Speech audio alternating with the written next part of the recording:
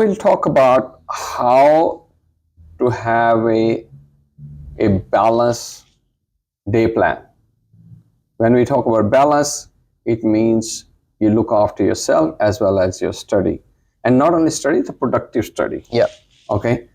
So in that, obviously, no need to explain. You have to have a good sleep and powerful morning routine. Powerful morning routine, have a bit of stretch, whatever suits you, with a good breakfast, healthy breakfast that keeps you alert, not sleepy, right? Yes, there is some experimenting to do, and I always want to mention this. You will, for the first couple of days, it'll be like, okay, what am I doing? Is this the right thing to do? You'll get used to it afterwards. You're gonna have to experiment with it and find out what works for you. Just mention that. Oh, yeah. And then the day we are proposing is when you're off the school and you're preparing for your exams. Okay? And you're by yourself at home doing the study. We always recommend start with a trial paper because your energy is up, you prepared it, and you can sit continuous 2.5 hours. It'll be really hard in the afternoon. Agreed? Yeah. So from my experience, when I tried to do this myself, I thought, okay, let's try to end my days with trial papers. Did not work. During the day, in the mornings, you're very fresh, and that is the time you'll be doing your exams as well. During the morning, you will have afternoon exams, but the morning exams are the ones you need to prepare for as well and get used to as well. Yeah, if you get in a real case, the afternoon exam, you just keep yourself fresh. Don't do extensive study and do something which makes you tired. Keep yourself relaxed. Not you. Remember, brain has, like a body, has a limit. So after that, you reward yourself. You did 2.5 hours or 3 hours of trial, and your body is a little bit sit down positions, tired. Your hands are tired. You want to reward with just catch up with the family, do your prayer, catch up with your friends. So what are you doing? You're doing totally non-mental activities. So rejuvenate your brain again. And fuel up again with the lunch as well. And then it's good 30 minutes break to 45, yes. To add on this as well, keep it timed. If you're going to give yourself a break time, and if you're going to spend time with friends, keep it timed. If you're going to, although we'd say avoid playing games, if you're going to play a game, keep that session timed. If you go beyond that time, then it's over excessive, and on top of that, it affects the rest of your day as well, and the rest of your day plan as well. So, and just say loudly, a calendar will help, like that's what we did. Calendar will do a timing to alert you. And you can also say, look, 1:30, I'm going to going back to study. Is you listening yourself, your family listening as well, whoever at home. And then this will enforce you to discipline yourself. Having a 5-minute up and down is okay, but you don't go over. And then you catch up your study sessions. All right. And those study sessions, very specifically, we want to say about should be in chunks, and each chunk can vary from 30 minutes to 1 hour, depends on you, how much your brain can cope. And you need to be aware of when your brain start to get fatigued. When we say fatigue, it means brain doesn't have a physical muscle like you. They do have their muscles, but they mostly run out of the energy levels in there because we're sitting down doing something and we keep doing, then makes us mentally bit tired. That's what we call fatigue. You should be aware of it. And you should stop 20% before it gets the fatigue. But if you touch the limit, you really feel tired, then after that, you won't be able to work further. Even the brakes won't help. All right? It's like, you're driving a car gets heats up.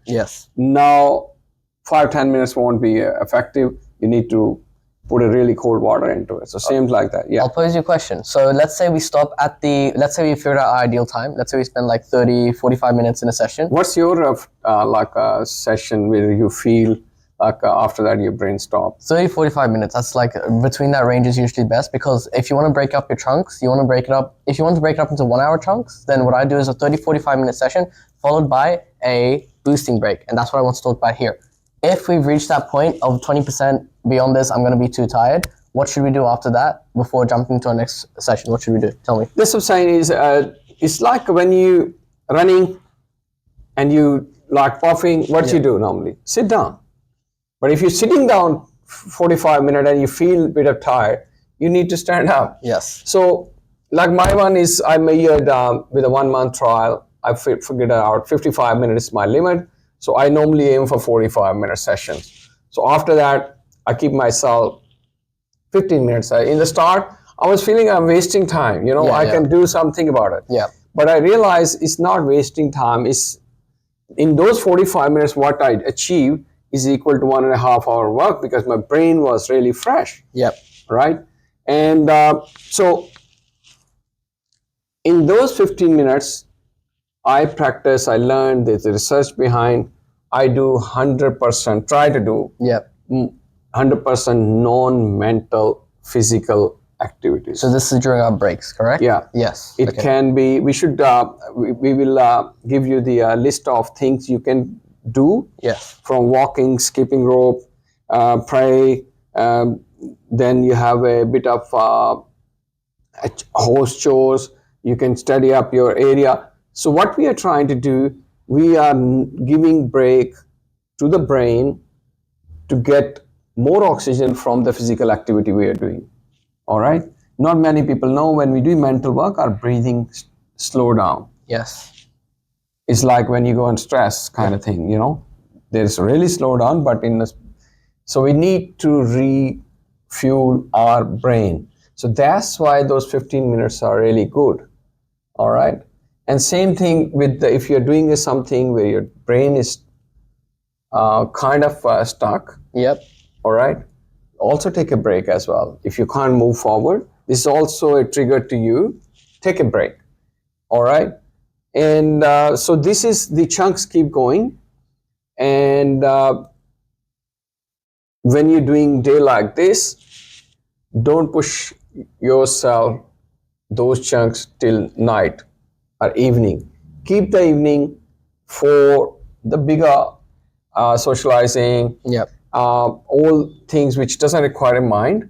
For example, just taking notes or something which doesn't require active brain involvement. Slightly off topic, and you also mentioned this as well a little bit. I'm just going to re-emphasize that when you're going to do a session, let's say you're doing a 45-minute session, 55 minutes is your limit. In that 45-minute session, don't try and just continue working on something and be like, oh, it's okay, I'm about to finish. It's okay, I just need to spend this much more time and I'm finished with this topic. No, stop. You need to stop yourself and limit yourself to the time limit that you set for yourself. Because if you do that, then you'll be spending more time with less energy. So let's say you have 20 more minutes to finish something, you'll end up spending more than that 20 minutes that you initially thought because you'll have less energy. You're going to be assuming, oh, I had the same amount of energy that I had to start. No. You're at the end of that 45-minute session, you'll have less energy. So the 20 minutes that you thought you'd take, you'd end up taking an extra hour, which affects the rest of your day. So once you reach that 45 minutes, plan another session, maybe another day, or maybe later during that day if you have the time. But otherwise, don't go beyond 45 minutes, for example. And the same thing is sometimes it creates anxiety. Let's see, in that session, you are doing a practice question. Yes. And suddenly you get a question which you never studied before. Don't start studying that time. Convert into another session after because your mind set to a revision mode at the moment. Learning something new is totally different mindset. We will talk about it later as well, how you can use neuroplasticity in there when you're learning something new and you have to learn fast. Yep. What are the techniques you can do? It will happen. Let's give an example for this as well. A great example, which happens to students often, is math. So in the example of math, if you reach a topic in mathematics that you might struggle with, or you feel like, I don't understand this well, don't try and study it while you're doing a trial paper. That's not smart. You can't do that in the HSC either. So it's good to continue practicing your exam technique and how you're going to do practice in such a scenario in the exam. And if you're going to revise, create a separate revision session another time. Don't mix it. If you mix can create a study session for it, and we will talk separately for that. Yep. Evening, keep it vacant for many reasons. Number one, that's not a productive learning time because you already done. In the school, we only learn, in reality, only learn 2 and 2.5, 3 hour max. Rest is all breaks and here and there. But you've done your 5-6 hours in the first 10 hours starting from the day and evening. The second thing, you want to keep an evening for family commitments, or everybody when come home, they expect you have exam, not everybody else. So there. The third and last option, which you don't want to exploit, but during the day, if you have some commitment comes up, and you need to catch up some study. So will be occasionally you can utilize that evening time. So, okay, I had to go doctor appointment, I had to go school for something, suddenly some guest come over, I had to help someone in there. So your evening is free to catch up, but that shouldn't be only one study slot you can utilize. Yeah, and talking about this as well, as it's become obvious at this point, at the end of the day, you are tired. You don't have as much energy. Okay, you might not feel tired, but you don't have as much energy as you had in the morning. So because of that, if you're going to plan to study during that time, be smart about it. Do something that doesn't require you to be super active, something that doesn't require you to think or be in your best sort of state of energy. An example would be if you're doing something like English and you had to memorize your essays for English, then yes, that is a good time. If you're just going to be writing the essays to try and memorize them, that is something you can do.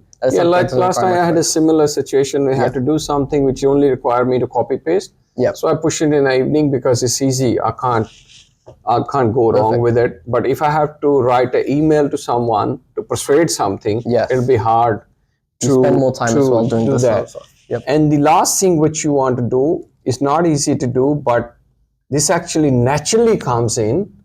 You spend your day, you know what you achieve, and you will have some lessons.